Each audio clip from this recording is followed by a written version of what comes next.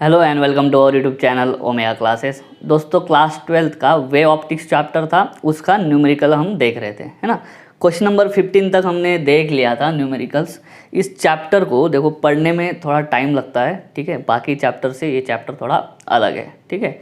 बाकी चैप्टर जो है वो दिन में आपको मान लो 2 घंटे में कंप्लीट हो जाता होगा, 3 घंटे में कंप्लीट हो जाता होगा, लेकिन ये चैप्टर ऐसा है आपको समझ में आएगा, आप भूल भी जाओगे तुरंत, ठीक है। इस चैप्टर को आपको धीरे धीरे करना है। 2 चीज़ें हैं, एक फार्मूला और एक रीडिंग, है ना। इसको धीरे से रीड करो। बाकी चैप्टर्स जो है वो सिंपल है, ये भी सिंपल है, लेकिन थोड़ा समझने में टाइम लगेगा। अगर एक बार आपको समझ में आ गया तो आप कौन सा भी न्यूमेरिकल ढंग से सॉल्व कर सकते हो, ठीक है। इसमें इंटरफेरेंस क्या होता है, डिफ्रैक्शन क्या होता है, इंटरफेरेंस के फॉर्मूले कैसे, डिफ्रैक्शन के कैसे होते हैं, ठीक है। इंटरफेरेंस और डिफ्रैक्शन के बीच में डिफरेंस क्या है, ठीक है।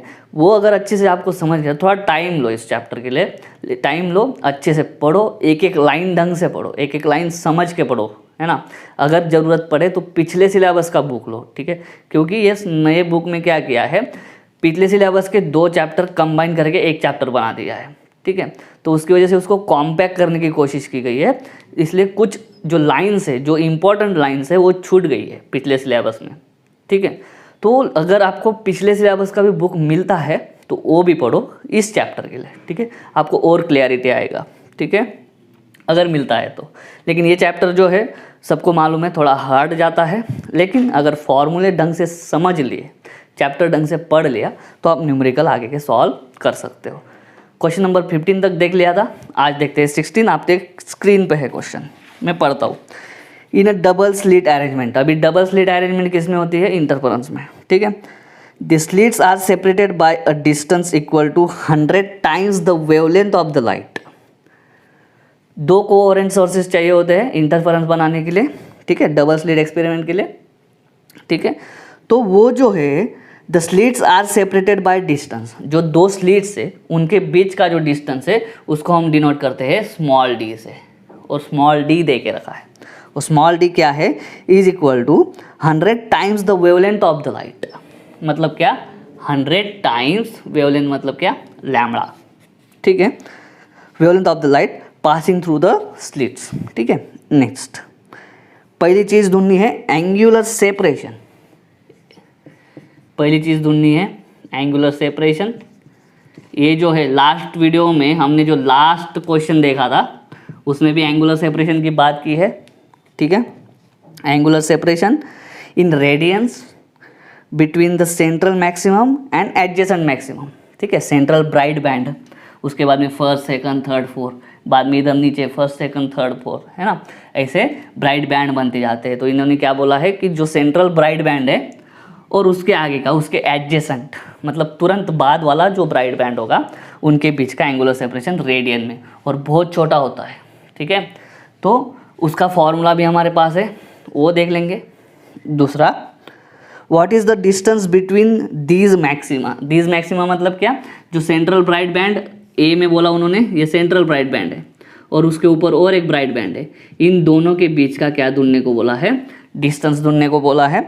उस डिस्टेंस को ही क्या बोलते हैं, 2 कंसेक्यूटिव या 2 एडजेसेंट ब्राइट बैंड या 2 एडजेसेंट डार्क बैंड, इनके बीच का जो डिस्टेंस होता है उसी को बोला जाता है फ्रिंज विड्थ या बैंड विड्थ, जिसको डिनोट करते हैं एक्स से। इसका फॉर्मूला भी सिंपल है, ठीक है। लेकिन उसके लिए हमको कैपिटल डी लगता है।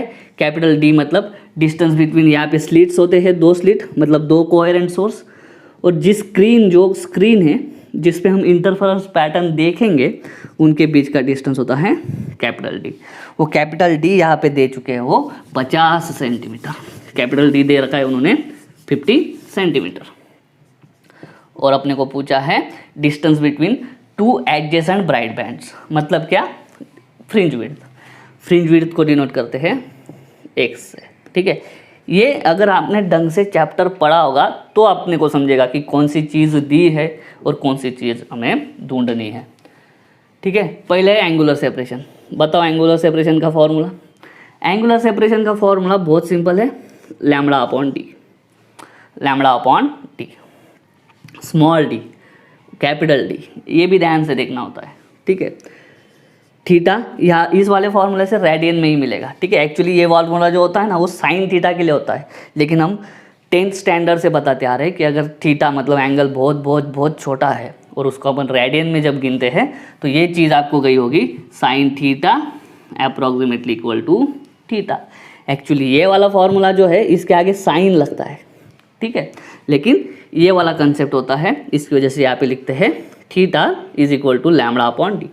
लैम्बडा डी कितना है 100 लैम्बडा, तो थीटा इज इक्वल टू हो गया 1/100, लैम्बडा लैम्बडा कट, तो थीटा हो जाएगा 0.01 रेडियन। थीटा कितना हो गया 0.01 रेडियन। ये होगा पहला क्वेश्चन का आंसर, ठीक है। अभी देखते हैं दूसरे क्वेश्चन का आंसर, मतलब सेकंड पार्ट का आंसर, ठीक है। चलो देखो बी वाला पार्ट क्या बोला है उन्होंने, फ्रिंज विड्थ ढूंढने को बोला है। उसका डायरेक्ट फॉर्मूला है सर, ये कहाँ से आया, तो इसका फॉर्मूला है lambda capital D upon small D, ठीक है, lambda capital D upon small D. X is equal to, X को मैं बोलता हूँ फ्रिंज विड्थ, अलग अलग बुक में अलग अलग है, इसके लिए डब्ल्यू भी यूज़ किया है किसी किसी बुक में, ठीक है। लैम्बडा तो लैम्बडा ही रहेगा, डी कितना है 50, डी कितना है छोटा 100 लैम्बडा, लैम्बडा लैम्बडा कट 50/100। अभी देखो क्या है, ये 50 सेंटीमीटर है तो इसको मैं लिख दूँ 50 × 10⁻² मीटर एसआई में, तो यहाँ पे क्या हो जाएगा 50 × 10⁻², 50 × 10⁻²। एक्स इज इक्वल टू, ये अगर करेंगे कितना आता है, ये 0.5 आएगा इंटू 10⁻², लेकिन अभी ये किसमें मीटर में, आपके बुक में आंसर फिर से सेंटीमीटर में दिया है तो इसको मीटर में नहीं करते तो भी चलता, लेकिन अपने को पता नहीं है ना लास्ट में आंसर किस में लिखना है, सेंटीमीटर में लिखना है मीटर में लिखना है, अपने को नहीं पता होता है, ठीक है। मीटर में लिखना हो तो इतना आएगा, या फिर ढंग से लिखो 5 × 10⁻³ मीटर ऐसा लिखो, या फिर x इज इक्वल टू क्या, इसको सेंटीमीटर में लिखना हो तो ये 10⁻² हटा दो, क्या जाएगा 0.5 सेंटीमीटर, और आपके बुक में 0.5 सेंटीमीटर ही इसका आंसर दिया है।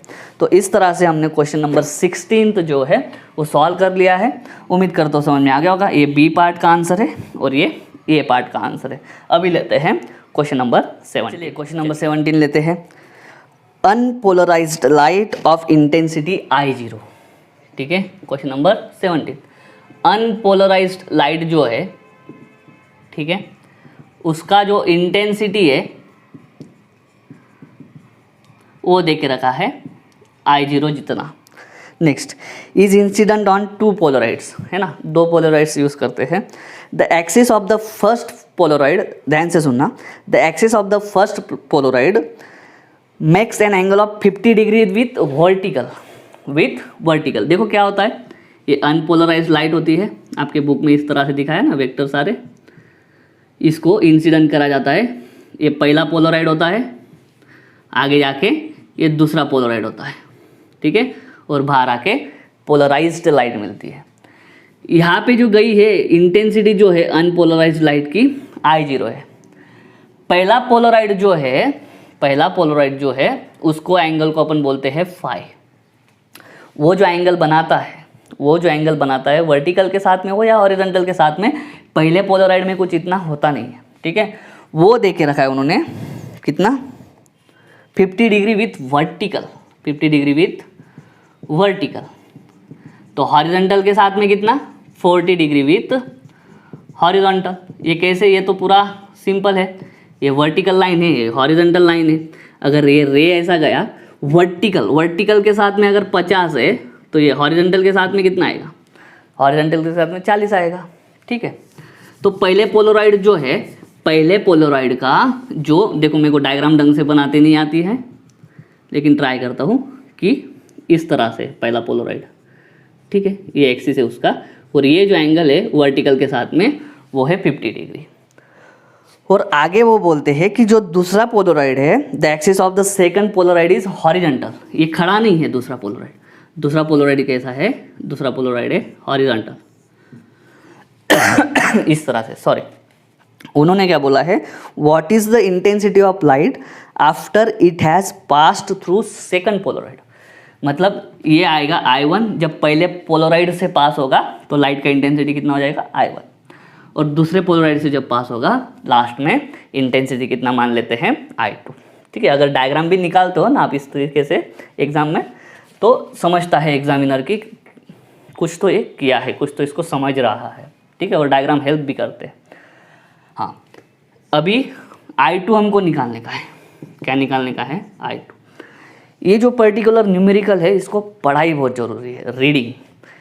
पेज नंबर 166, जानबूझ के बोल रहा हूँ आपको, पेज नंबर 166, वहाँ पे प्योरली मेंशन किया है कि जब हमारी अनपोलराइज्ड लाइट जिसका इंटेंसिटी I0 जितना है वो जब पहले पोलराइड में से पास होती है, पहले पोलराइड में से पास होती है, तो वो पहले पोलराइड से बाहर निकलने के बाद उसकी इंटेंसिटी हो जाती है, I0/2। ऐसा क्यों होता है?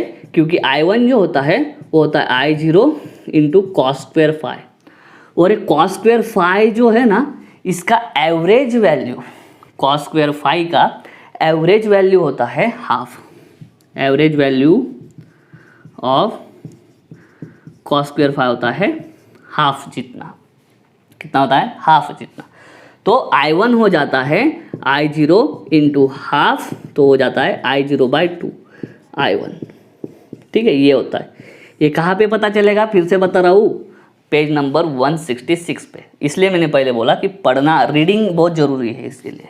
ठीक है, और जो मैलेस का लॉ है, मैलेस का लॉ क्या बोलता है? जब ये सेकंड पोलराइड आएगा, सेकंड पोलराइड से जब बाहर निकलेगी लाइट तो उसकी इंटेंसिटी होगी I1 into cos² theta, I1 into cos² theta. ये वाला फॉर्मूला भी इसी पेज नंबर पे आपको मिल जाएगा। तो I2 इज इक्वल टू क्या है? Intensity of the polarised light after passing through second polariser. I1 क्या है? The intensity of light after it has passed through first polarised. ठीक है, अभी ये थीटा क्या है? अभी थीटा बहुत जरूरी है। Theta is the angle between first Polaroid and second. अभी देखो, पहला का एक्सिस है हॉरिजॉन्टल, दूसरे का एक्सिस है ऐसा इंक्लाइंड। ठीक है, पहले का एक्सिस ऐसा है, दूसरे का ऐसा है। ठीक है, ये वाला एंगल कितना ढूंढा था हमने?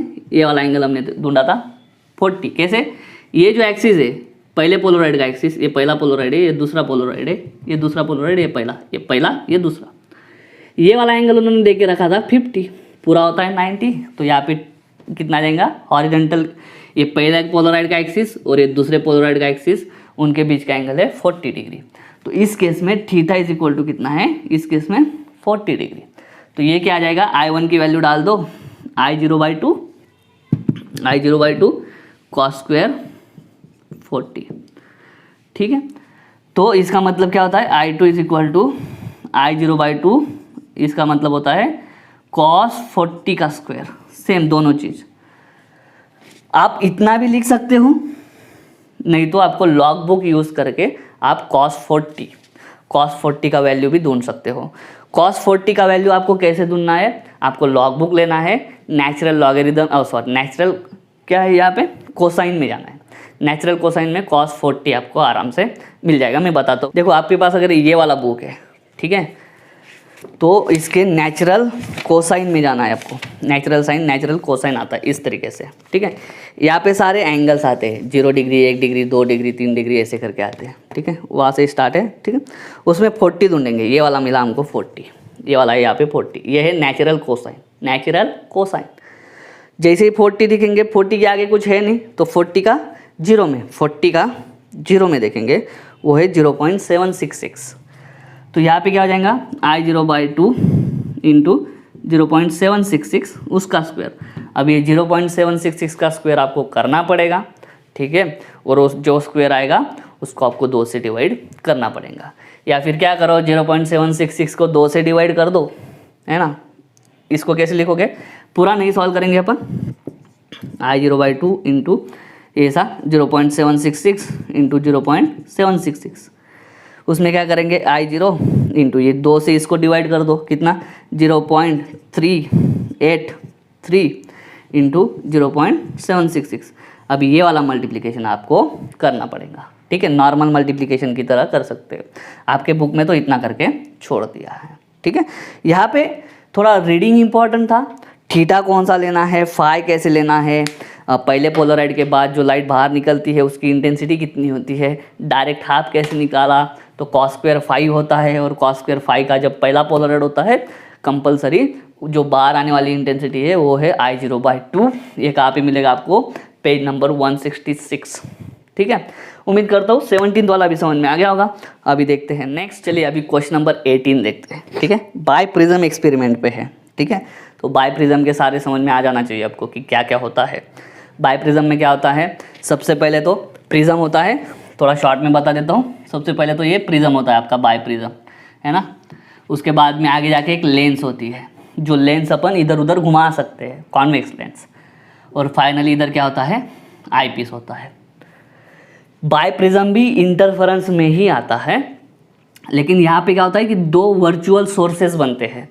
दो वर्चुअल मतलब रियल नहीं, जो कोहेरेंट सोर्सेस अपने को चाहिए होते हैं ना, कोहेरेंट सोर्सेस। यहाँ पे एक मेन सोर्स होता है, यहाँ से लाइट का पासिंग होता है ऐसा वैसा, और पीछे रेस कनेक्ट करके अपने को दो सोर्स मिलते हैं, कोहेरेंट सोर्स, जो कि इंटरफेरेंस के लिए नेसेसरी कंडीशन है। जब दो सोर्सेस एक ही सोर्स से डिराइव करके बनाए जाते हैं उनको बोलते हैं कोहेरेंट सोर्स। उनके बीच का डिस्टेंस होता है स्मॉल डी, उनके बीच का डिस्टेंस होता है स्मॉल डी। और यहाँ पे ये S1 और S2 अननोन होते हैं। तो ये जो स्मॉल डी है उसको ढूंढने के लिए कॉन्जुगेट फोसाई नाम का मेथड यूज़ करते हैं। कॉन्जुगेट फोसाई मेथड में क्या होता है, ये लेंस जो है ना वो घुमाते हैं, ठीक है। ये लेंस इधर उधर घुमाते हैं, इधर उधर घुमाने के बाद आईपीस से इमेज देखते हैं। क्या देखते हैं, इमेज या इंटरफेरेंस पैटर्न, इसकी वजह से, ठीक है। तो पहला क्वेश्चन क्या होता है कि एक मैग्नीफाइड इमेज बनेंगी, और जो इमेज की साइज़ कितनी होंगी, D1 जितनी, ठीक है। मान लो पहले लेंस यहाँ पे है, ये डिस्टेंस है U, ये डिस्टेंस है V, और तब अपने को आईपीस में से बड़ी वाली इमेज दिखी, जिसको बोलते हैं, जिसका साइज लिखेंगे D1। बाद में क्या होता है, ये प्रिज्म लेते हैं सेम, अभी ये करीब है ना, U जितना डिस्टेंस था, अभी ये डिस्टेंस कितना कर देंगे, लेंस और इस प्रिज्म का डिस्टेंस कर देंगे V जितना। मान लो ये 10 मीटर था, है ना, ये कितना है 8 मीटर, और ये कितना हो जाएगा फिर 2 मीटर। अभी ये उल्टा कर देंगे, ये 8 मीटर कर देंगे, मतलब ये V जितना कर देंगे, और ये U जितना, मतलब ये अभी 2 कर देंगे। पहले ये 2 था, ये 8 था, अभी ये 8, ये 2, ऐसा इसका लेंस का पोजीशन करेंगे। और यहाँ पे छोटी सी इमेज बनेगी, इसको बोलेंगे D2। इस तरह से अरेंजमेंट होता है, इस तरह से अरेंजमेंट करा जाता है। लेंस को घुमा घुमा के दो इमेज बनाई जाती है, उसको बोलते हैं कॉन्जुगेट फोसाई। मैंने आपको ये मेथड पढ़ाई नहीं है अभी तक, ये चैप्टर ढंग से पढ़ाया नहीं है, आधे में छूट गया था, बाद में पढ़ा दूंगा।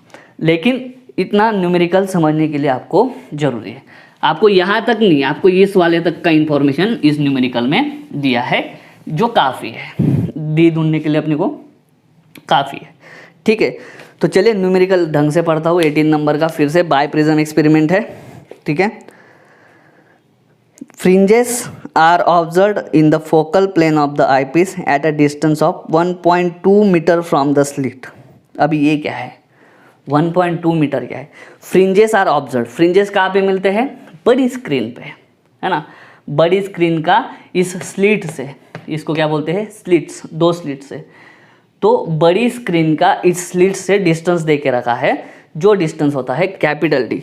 और कैपिटल डी कितना दे के रखा है उन्होंने, 1.2। ये 18 नंबर का क्वेश्चन है, वो है 1.2 मीटर, ठीक है। Next, from the slits the distance between the central bright band and 20th bright band। ढंग से, distance between central and 20th bright band मतलब क्या, देखो ये स्क्रीन होता है, यहाँ पे ये सेंट्रल बना, बाद में ये पहला दूसरा तीसरा करके लास्ट में कितना बनता है, 20 नंबर। ये सेंट्रल है, मतलब ये 0 नंबर का होता है।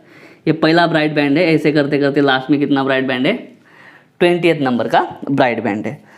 तो ये जो पूरा है इसका डिस्टेंस उन्होंने दे के रखा है, ठीक है। वो है, उसको अपन बोल देंगे 0 से लेकर 20 तक, तो उसको बोल दिया मैंने x20। x20 कितना है 0.4 सेंटीमीटर, 0.4 सेंटीमीटर। देखो अभी ये क्यों दिया है उन्होंने, मैं बताता हूँ। ये 0 से लेके 20 तक कितना है 0.4 सेंटीमीटर।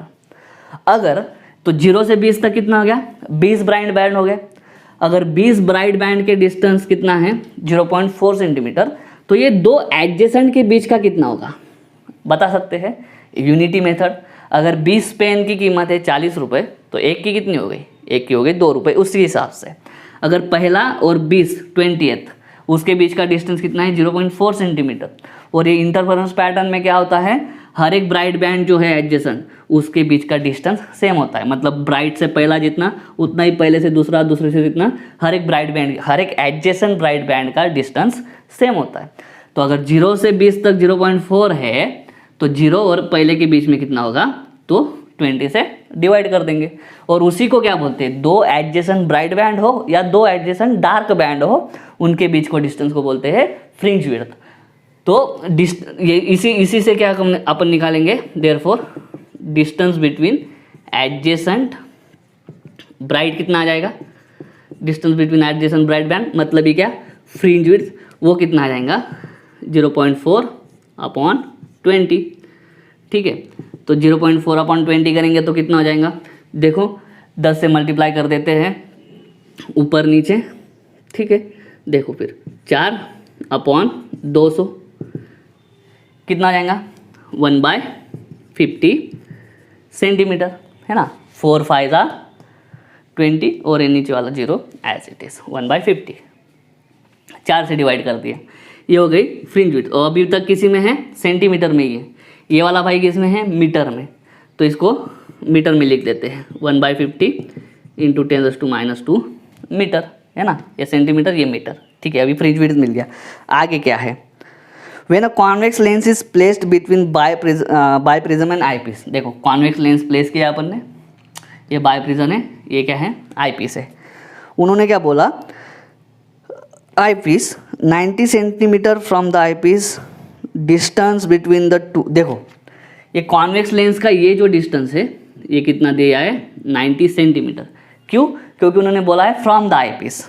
ढंग से पढ़ता हूँ, when a convex lens is placed between biprism and eyepiece. Convex lens को प्लेस किया कहाँ पे, बाइप्रिज्म और आईपीस के बीच में। देखो बीच में ये, लेकिन उसका डिस्टेंस क्या है 90 सेंटीमीटर फ्रॉम आईपीस। इस लेंस का डिस्टेंस है 90 सेंटीमीटर, ठीक है, फ्रॉम द आईपीस। इसका मतलब क्या 0.9 मीटर फ्रॉम द आईपीस। उन्होंने क्या बोला है, the distance between two virtual magnified images is found to be 0.9 centimetre. अभी क्या है, इस पॉइंट का इमेज यहाँ पे बनता है, इस पॉइंट का इमेज यहाँ पे बनता है, तो ये जो दो इमेजेस है उनके बीच का डिस्टेंस मतलब क्या, हमको D1 दे के रखा है। क्या दे के रखा है, D1। वो D1 है 0.9 सेंटीमीटर, 0.9 सेंटीमीटर। इसका मतलब क्या 0.9 into 10⁻² metre.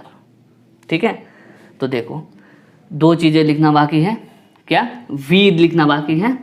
V is equal to 0.9 metre और D1 जो है, D1 कितना है 0.9 इंटू 10⁻² मीटर। ठीक है, डिटरमाइन वेवलेंथ, डिटरमाइन वेवलेंथ। देखो कुछ अलग ही चीज़ ढूंढनी है। यहाँ पे फ्रिंज विड्थ पता है, फ्रिंज विड्थ का फॉर्मूला है lambda capital D upon small d। चीज़ें कौन सी पता है, देखो लैम्बडा निकालना है। ठीक है, therefore lambda is equal to ये स्मॉल d उधर जाके मल्टीप्लाई, कैपिटल उधर जाके डिवाइड। कैपिटल D पता है, वेरी गुड। स्मॉल d नहीं पता है, x पता है, x पता है ना, स्मॉल d नहीं पता है। ठीक है, तो उसी के लिए झंझट है। देखो अभी क्या करते हैं अभी क्या है, ये जो डिस्टेंस है, ये डिस्टेंस बहुत ज़्यादा मैंने इस डायग्राम में दिखाया है, लेकिन एक्चुअली इसका और इसके बीच में डिस्टेंस बहुत 0 के करीब होता है। कैसे होता है, 0 के करीब। तो ये जो है, ये एक्चुअली डायग्राम में अपन बड़ा बताते हैं, उस डिस्क्रिप्शन में भी है, ठीक है, लेकिन डायग्राम में दिखाने के लिए अपन दूर दिखाते हैं। बाइप्रिज्म और ये स्क्रीन, उनके बीच का डिस्टेंस लो, या फिर ये स्लिट्स और स्क्रीन दोनों के बीच का डिस्टेंस लो, सेम ही होता है। एक्चुअली ये जो डिस्टेंस है ये डायग्राम में ज़्यादा बता रहे हैं, वो एक्चुअली यहाँ पे बहुत करीब होता है। मतलब क्या, इस स्लिट से स्क्रीन तक का डिस्टेंस जो होगा वही डिस्टेंस हम लेके चलेंगे किसके लिए, बाइप्रिज्म और स्क्रीन के लिए। तो u प्लस वी, मतलब कैपिटल D को क्या लिख सकते हैं अपन, u प्लस वी लिख सकते हैं। अभी क्या बोला मैंने, ये दोनों स्लिट और यहाँ पे स्क्रीन होती है, उनका बीच का डिस्टेंस कितना होता है, कैपिटल D। लेकिन ये दोनों स्लिट और ये बाइप्रिज्म, इनके बीच का डिस्टेंस नहीं के बराबर होता है। तो इतना डिस्टेंस लो या इतना डिस्टेंस लो, दोनों में इतना फर्क नहीं होता है, खाली डायग्राम में ये दूर दूर बता रहे हैं अपन, ठीक है। तो कैपिटल D कितना है, 1.2 मीटर, U पता नहीं, प्लस V कितना है 0.9 मीटर, तो U कितना आ जाएगा 0.3 मीटर। देखो अभी U मिला है खाली, हमारी सब कसरत चल रही है स्मॉल d ढूंढने के लिए। तो यहाँ पे वापस फिर से एक फॉर्मूला है, ठीक है। एक फॉर्मूला क्या है, image size upon object size is equal to image distance upon object distance, ये वाला फॉर्मूला जो नॉर्मल है, ठीक है। इमेज की साइज, ये इमेज बोला है उन्होंने, दोनों इमेज के बीच का डिस्टेंस लेंगे कितना, देयरफॉर d1। ऑब्जेक्ट की साइज किसकी, देखो s1 s2 है, वो पूरे को एक ऑब्जेक्ट मान लेंगे और यहाँ पे उसकी इमेज बनेगी। इमेज की साइज मतलब इतनी इमेज है, क्या उसका साइज d1। ऑब्जेक्ट मतलब क्या, दो स्लिट की इमेज बनती है, तो दो स्लिट कितना, दोनों के बीच का डिस्टेंस कितना है, d is equal to image distance. Image distance कितना, u मतलब u, सॉरी क्या है वो, v है। और ऑब्जेक्ट डिस्टेंस, ऑब्जेक्ट का डिस्टेंस कहाँ से, लेंस से। इमेज बनाने का काम कौन करता है, लेंस करता है। और इमेज डिस्टेंस किससे डिनोट करता है, u से। देखो d1 पता है 0.9 इंटू 10⁻² मीटर, 0.9 इंटू 10⁻² मीटर, छोटा d पता नहीं, v कितना 0.9 मीटर और u 0.3 मीटर, करेक्ट है। तो देखो इससे क्या हो जाएगा, d मिल जाएगा अपने को, d के लिए ही सब चल रहा है। d is equal to cross multiplication, चलो step by step, d into 0.9 is equal to ये क्रॉस मल्टीप्लीकेशन 0.9 इंटू 10⁻² इंटू 0.3, 0.9 दोनों साइड का cancel, d is equal to 0.3 into 10⁻² metre. d भी मिल गया। चलो अभी इस फॉर्मूले में वैल्यू डाल देते हैं, therefore lambda is equal to capital X 1/50 into 10⁻², 10⁻² 50। अभी तक x ही डाला है, ठीक है। d कितना है, into 0.3 into 10⁻² upon capital D है 1.2। चलो इसको सॉल्व करिए, क्या आ जाएगा, ये नीचे वाला आ जाएगा 60, कैसे 1.2 इंटू 5 करो आ जाएगा 6, या फिर ये 0 क्या कर देंगे, इसको 12 कर देंगे, 12 5 60, ख़त्म।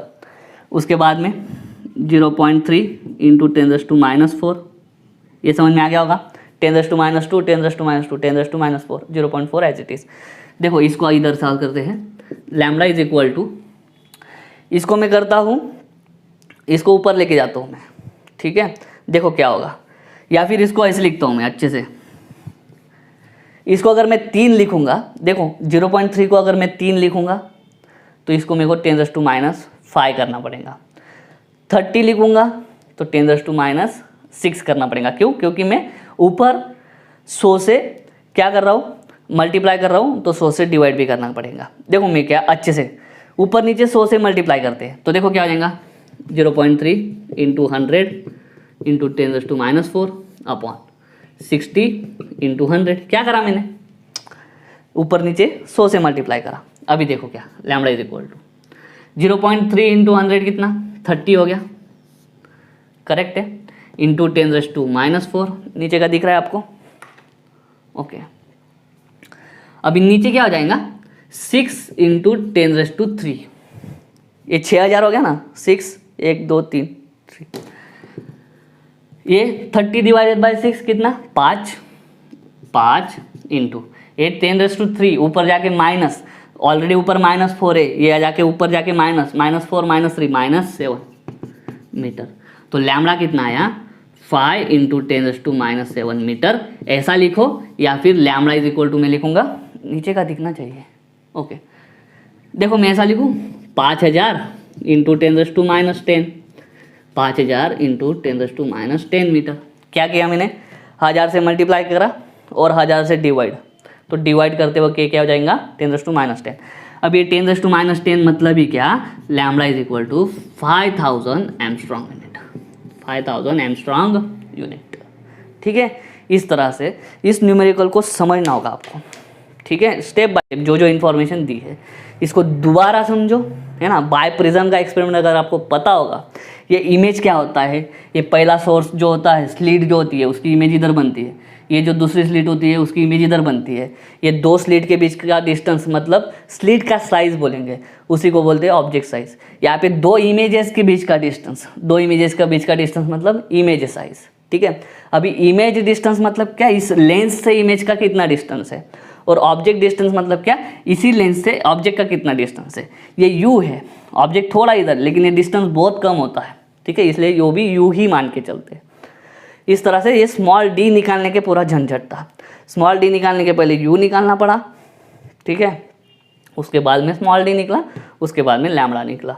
ठीक है, इस न्यूमेरिकल को दोबारा अगर आप देखोगे या खुद से एक बार भी ट्राई करोगे खुद से, तो आपको आ जाएगा वीडियो देखने के बाद। उम्मीद करता हूँ समझ में आ गया होगा। अभी देखते हैं क्वेश्चन नंबर 19 देखते हैं। क्वेश्चन नंबर 19 से जो है ना आपका डिफ्रैक्शन है। ठीक है, इधर फ्रॉनहोफर डिफ्रैक्शन है ना, एक फ्रेस्नेल होता है एक फ्रॉनहोफर, उसका है अपने को Fraunhofer diffraction by a narrow slit, a screen is placed at a distance of 2 metre from lens to obtain the diffraction pattern. Screen और लेंस है ना, डिफ्रैक्शन क्या होता है, एक लेंस होती है, उसके पहले एक थोड़ा सा छोटा सा स्लिट होता है। अभी इंटरफेरेंस में 2 स्लिट होती थी, यहाँ पे बस एक ही होता है। ठीक है, और उसके आगे क्या होती है, एक छोटी सी लेंस होती है उससे, और आगे एक स्क्रीन होती है। स्क्रीन पे क्या बनता है, स्क्रीन पे हमारा डिफ्रैक्शन पैटर्न बनता है। वैसे ये दोनों के बीच का डिस्टेंस नहीं के बराबर होता है। क्या होता है, नहीं के बराबर। तो ये लेंस से स्क्रीन का डिस्टेंस बोलो या फिर ये वाला डिस्टेंस बोलो, दोनों क्या होते हैं, सेम मान के चलते हैं, और वही डिस्टेंस दे के दिया है हमको को 2 मीटर। ठीक है, फ्रॉम द लेंस। ठीक है, if the slit width is 0.2 mm, ये जो स्लीट मैंने निकाली ना ये वाली, ये जो है उसका विड्थ कितना है, उसको विड्थ के डिनोट करते हैं हम ए से। उसके विड्थ को कितना किससे डिनोट करते हैं, ए से। और इस स्लीट की विड्थ दे के रखी है हमको 0.2 mm, मतलब क्या है 0.2 × 10⁻³ मीटर, मतलब क्या 2 × 10⁻⁴ metre. And the first minimum is 5 mm on either side of central maximum. Okay, चलो वापस डिफ्रैक्शन पैटर्न बताना पड़ेगा। डिफ्रैक्शन पैटर्न अगर आपने देखा होगा तो सबसे पहले सेंटर में एक बड़ा मैक्सिमम बनता है, इसको बोलते हैं सेंट्रल मैक्सिमम। उसके बाद में मिनिमम बनता है, ये पहला मिनिमम, ये दूसरा, ये तीसरा, इस तरीके से ये पहला मिनिमम। डायग्राम ऐसा होता है डिफ्रैक्शन पैटर्न अपना। ये सेंट्रल मैक्सिमम, इसके बाद में ये फर्स्ट मिनिमम, ये फर्स्ट मिनिमम, ये सेकंड मैक्सिमम, ये फर्स्ट मैक्सिमम, ये इधर भी फर्स्ट मैक्सिमम, ये सेकंड मैक्सिमम, इधर भी ये सेकंड मैक्सिमम। 2 मैक्सिमम के बीच में क्या है, मिनिमम। ये सेंट्रल मैक्सिमम, ये फर्स्ट मैक्सिमम, देखो ये सेंट्रल, ये फर्स्ट मैक्सिमम, इनके बीच में ये जो ट्रफ है, ये जो वैली है, उसको ही क्या बोलते हैं, मिनिमम। ठीक है, तो उन्होंने क्या बोला है, the distance between first minimum is 5 mm on either side of central maximum. ये सेंट्रल मैक्सिमम जो है वहाँ से ये जो पहला मिनिमम है, कौन से भी साइड जाओ, आइदर साइड मतलब इधर के साइड जाओ या उधर के साइड जाओ, कितना है 5 mm। इसी को बोलते हैं डिफ्रैक्शन पैटर्न के बीच का, जो डिफ्रैक्शन पैटर्न है उसका जो दो, उधर भी अपन क्या बोल देंगे, बैंडविड्थ बोल सकते हैं डिफ्रैक्शन पैटर्न के बीच में। ठीक है, वो जो दिया है वाई बोलते हैं, उसको क्या बोलते हैं, वाई, आइदर साइड।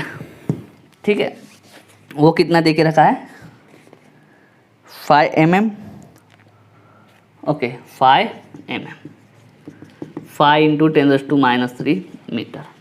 अभी इसको ढंग से पढ़ते हैं। If the slit width is 0.2 mm and the first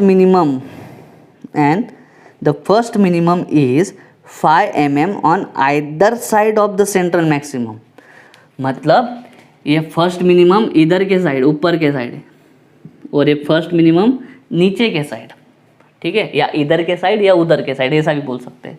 वो जो डिस्टेंस है वो डिस्टेंस कितना है, y से डिनोट करते हैं, और यहाँ पे देखे रखा है 5 mm, 5 mm, ठीक है। उसके तुरंत बाद कौन आ जाता है, उसके तुरंत बाद हमारा ये वाला पार्ट आ जाता है जिसको बोलते हैं मैक्सिमा, ठीक है। तो डिस्टेंस बिटवीन ये वाला मैक्सिमा एंड मिनिमा, फिर से distance between maxima and adjacent minima, वो वाला डिस्टेंस इससे डिनोट करते हैं, या yn इज इक्वल टू, ये अच्छे से बता देता हूँ मैं पहले आपको, λd/a। y मतलब डिस्टेंस, किसका, nth मिनिमा, कहाँ से, फ्रॉम सेंट्रल मैक्सिमा। फिर से ये yn मतलब क्या है, the distance of nth minima, कहाँ से, फ्रॉम द सेंट्रल मैक्सिमा, इसलिए पढ़ना जरूरी है। Is equal to n, lambda मतलब वेवलेंथ, कैपिटल D मतलब distance between lens and the screen, और a मतलब क्या, स्लिट की विड्थ। यहाँ पे क्या है, फर्स्ट है, उन्होंने क्या बोल के रखा है, फर्स्ट मिनिमम। तो यहाँ पे the distance of first minima, देखो मैं फिर से बता रहा हूँ, distance of first minima from the central maxima, तो वो कितना है, फर्स्ट मतलब 1 is equal to 1 into lambda capital D/a, तो y1 इज इक्वल टू कितना, लैम्बडा कैपिटल D/a। अपने को ढूंढने का है लैम्बडा, अपने को क्या ढूंढने का है, लैम्बडा, तो लैम्बडा इज इक्वल टू क्या आ जाएगा, ये डिवाइड को उधर जाके multiply, y1 into a upon capital D, y1 कितना है, 5 × 10⁻³ इंटू a कितना है, 2 × 10⁻⁴ अपॉन d कितना है, 2 मीटर, 2 कट, 5 × 10⁻³ ये रहा, 10⁻⁴ ये रहा, मतलब कितना, 10⁻7 मीटर। इसी को लिखेंगे अपन 5000, मतलब 10 से मल्टीप्लाई, तो 10 से डिवाइड का क्या हो गया, 10⁻10, इसलिए हो गया वो 5000 एंगस्ट्रॉम यूनिट, ठीक है। तो इस तरह से अपन ने क्वेश्चन नंबर 19 तक देखा है। हम लोग को वेवलेंथ की वैल्यू कितनी मिली, 5000 एंगस्ट्रॉम यूनिट इतनी मिली। तो इस तरह से अगर आपको इंटरफेरेंस ढंग से आता है, इंटरफेरेंस को थोड़ा टाइम दो, डिफ्रैक्शन को थोड़ा टाइम दो, फॉर्मूलेज को एक शीट पे लिख लो, फॉर्मूले का मतलब भी लिखो, y1 मतलब क्या वो भी समझना चाहिए, और थोड़ा टाइम लो, टाइम लगेगा इंटरफेरेंस, डिफ्रैक्शन या वे ऑप्टिक्स आपको पढ़ने के लिए, लेकिन एक बार अगर आपको समझ गया तो कोई भी न्यूमेरिकल आप अच्छे से सॉल्व कर सकते हो। उम्मीद करता हूँ ये 4 न्यूमेरिकल आपको समझ में आगे हो गए।